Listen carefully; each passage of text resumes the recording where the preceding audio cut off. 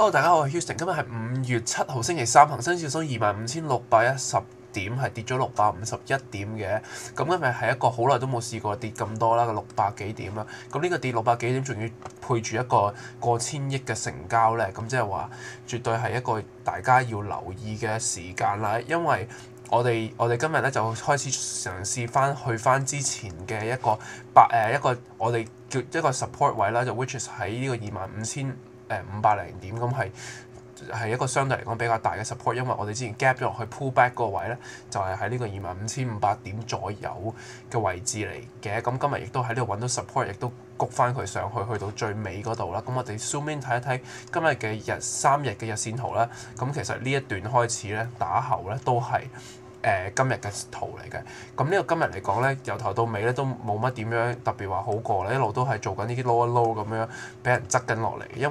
因為我哋之前睇緊嗰個 trend 咧，亦都 break 咗，我哋一陣就會望一望噶啦。咁去到尾段咧，先至有翻啲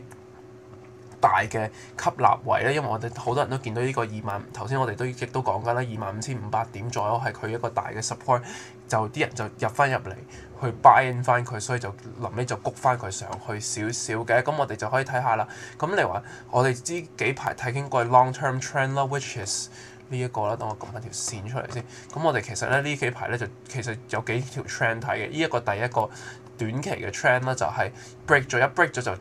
就一個大嘅 massive sell off 嚟㗎啦。咁其實我哋咧仲有另外一個 trend 喺呢度嘅，另外一個 trend 咧就係喺呢一度。咁亦都 break 埋，所以就更加出咗去，就令到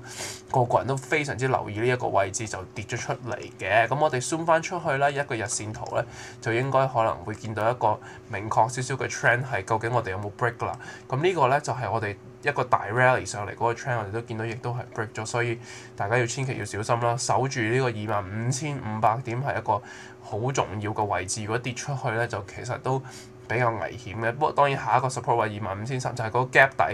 底其實都會有做一個特別比較好嘅 support 啦。咁我哋見到其實我哋上嚟呢段路咧就比較都真係冇乜點 retrace 過。呢個當然呢個係會係我哋前兩日望緊呢個 Fibonacci 咧，就見到其實幾個呢個大太遠呢個 rally。我哋去翻一個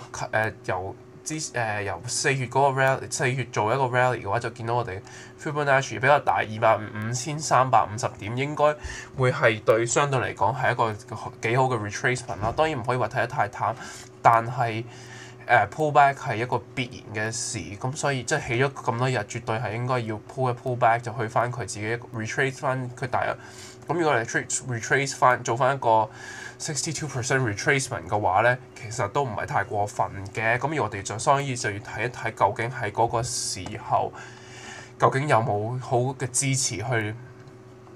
令到佢再上，因為今日係一個過千億嘅 sell off 啦，所以要睇下大家再 sell off 會幾多嘅程度。因為我諗大家都成日睇報紙就見到佢嗰個話散戶入，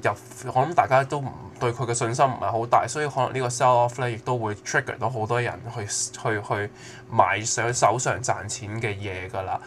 咁我哋喺呢個時候講住咁多先啦，我哋下次再見啦，拜拜。